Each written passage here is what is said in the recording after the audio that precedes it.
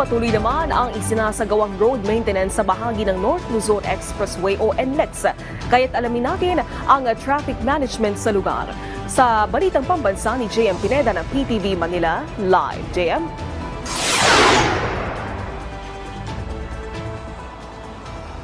Naomi, ilang mga linya nga dito sa North Luzon Expressway ang pansamantalang isasara dahil sa ilang mga road maintenance ngayong araw. Sa inilabas na advisory ng NLEX, isasara mamayang alas 9 ng umaga ang lanes 1 at 2 sa Bukawi northbound. Bubuksan naman agad yan ng alas 12 ng tanghali. Sa southbound naman ng Bukawi ay isasara ang lane 4 ng alas 8 ng umaga at bubuksan din ng 9:30 a.m. Mamayang gabi rin ay may ilang mga linyang isasara gaya ng Apalit at Marilao northbound.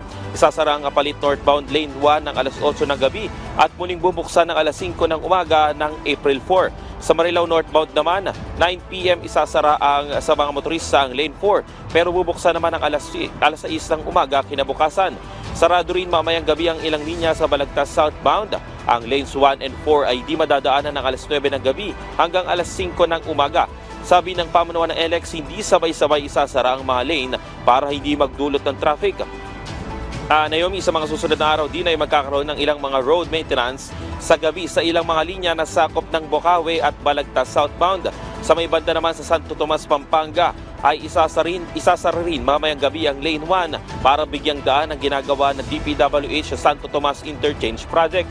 Alas 4 ng umaga muling bubuksan ang linya. Sa April 7 naman, isasara ang southbound nito.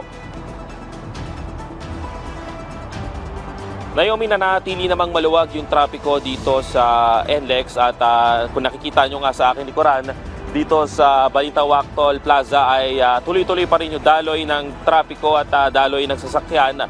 Kahit sa ibang mga parte ng NLEX na toll gates ay maluwag pa rin ang pag-andar ng mga sasakyan.